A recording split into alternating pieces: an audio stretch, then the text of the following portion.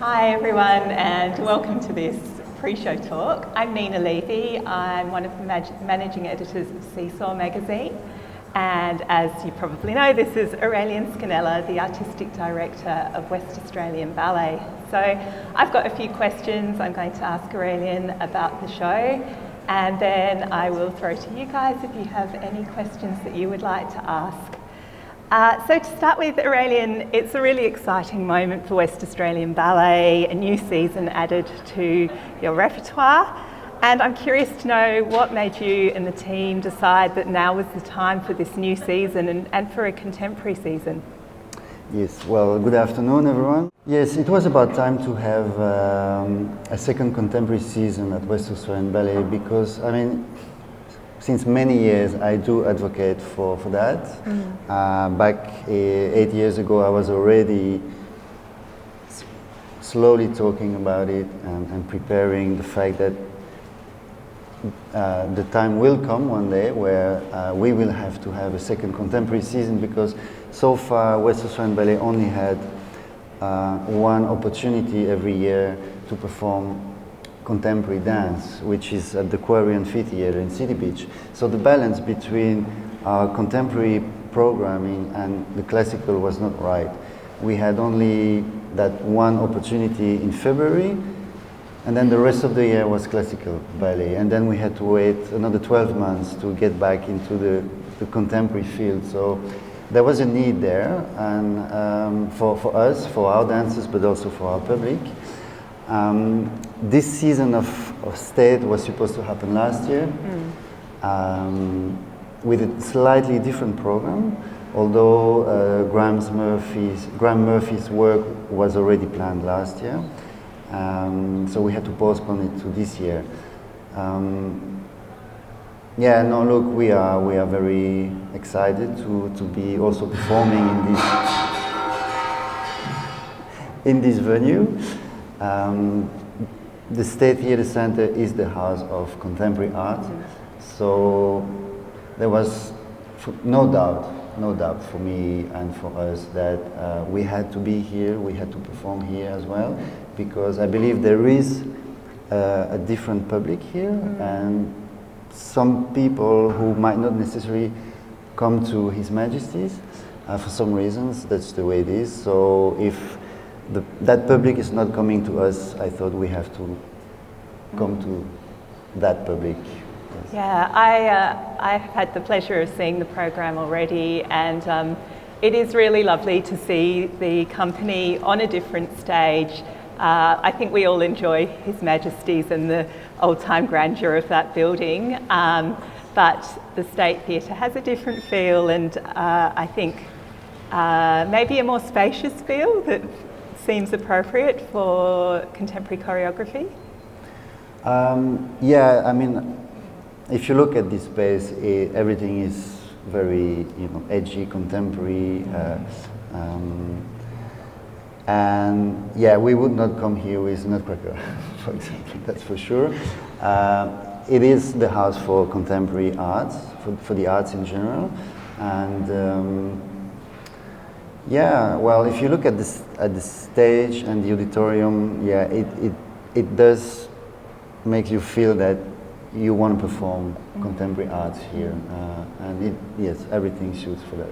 Yeah, and on this program we're seeing two world premieres, one by company member Adam Alzaim and one by Melanie Lane, who's a well-established choreographer. She has a reputation not just in Australia, but also in Europe. And she was most recently the winner of the 2018 Kia Choreographic Award. And then, of course, the existing work from the dance legend Graham Murphy. I must admit, when I saw Graham in the audience on opening night, I had a moment of extreme fan excitement. I hadn't thought about the fact that he might be here. And anyway, I'm interested to know how you decided on this particular combination of works and artists. One part of my job is to get the right creatives for one project, and that's something, it's a very exciting part of my job. I really enjoy doing that. It's not easy, because if you might have you think maybe each project for you is always the best project ever. But you might have the best ideas, and if you don't have the right creatives for that project, it might become a big flop. I'm thinking about Dracula, for example. If we would have got the wrong creatives together, then it could have gone really the other direction. So to come back to your question, as I said at the beginning of this conversation, State was supposed to happen first. The first time of State was last year. And the work of Graham Murphy was already planned for last year. So, and my idea last year was to have, I don't know if you came to the quarry last year, we had 20 minutes of that work. And my idea was, okay, we've got State coming up for the very first time. So I wanted to have something that was from quarry that would link into the State. So having 20 minutes of Graham Murphy work at the quarry was made into that purpose, into going to the State with the longer version. So I was hoping, okay, the public who's coming to quarry would love to see the full version at the State. So, however, it didn't happen that way.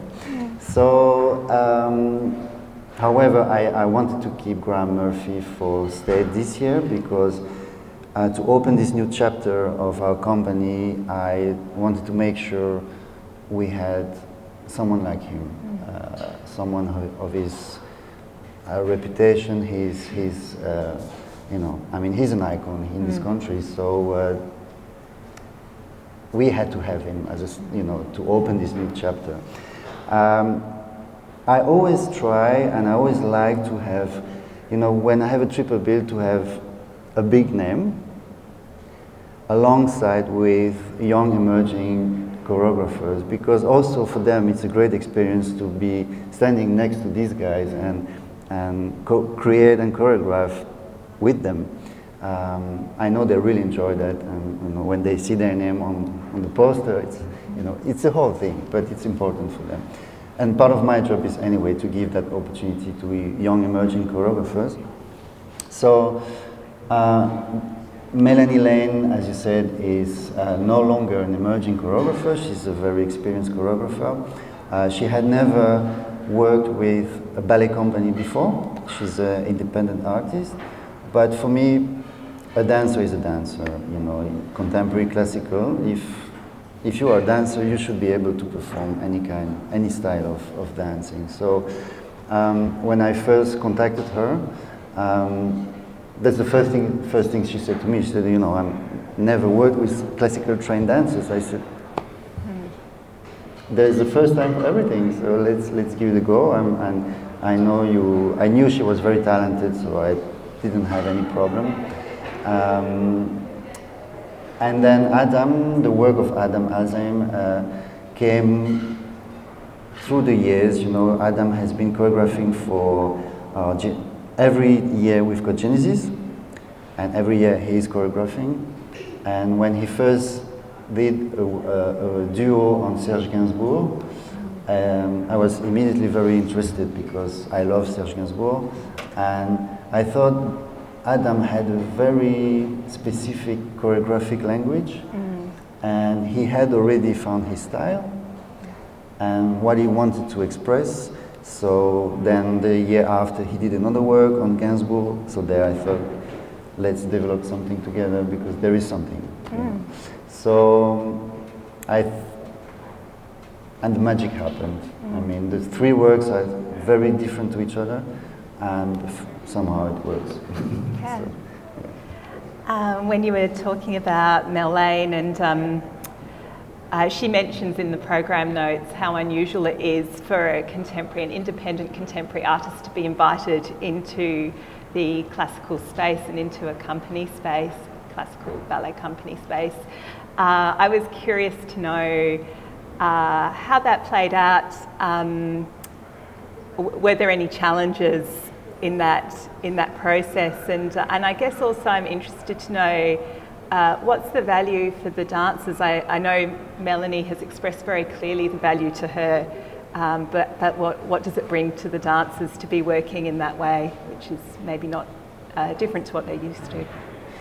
Yeah, look, when it comes to a creation, it's always a challenge. You're taking a risk as a director because you're commissioning a new work, but you have no idea what the final product will be. You're taking a chance. It's, you know, if you never take chance in life, you never move forward. So, and again, if you put the right creatives together, for me, there's no reason why it shouldn't work. So, for example, the lighting designer I got on board for her is probably one of the best in this country. We had one of the best costume designers of this country, Akira, and one of the best ballet companies in this country. So I thought it shouldn't go wrong. And of course, for the dancers, it has been a different process. Melanie likes to workshop a lot. So in the morning, you know, when she arrived, the first 3 days, she was just workshopping with the entire company for 3 days, just giving them some material to work on, and she was filming, and then every evening she would watch the videos in her apartment and see who would fit the best for her work, and so that process took 3 days. And then from the 4th day, then she knew her cast, she chose her dancers, and from there she just moved on, but it's always workshop. She did workshop a lot with the dancers, experiencing movements, it was kind of a new process. I mean, then the company went through that process with, for example, Gary Stewart a few years ago for Quarries, so they are used to that process, but of course it's a different process. It's good for their experience, and yeah. The way they, you know, as I said, for me a dancer is a dancer, no matter what they have to perform, and each experience is making them growing as an artist, so good experience. And I want to jump back to what you were saying about the decision to program the work, an extract of which had been shown, to kind of, I guess, give the audience something familiar in this unfamiliar program, and that idea of unfamiliarity is interesting to me. As you guys probably know, the most recent WA ballet program before this one was Giselle, which most people have some familiarity with, and we know what to expect.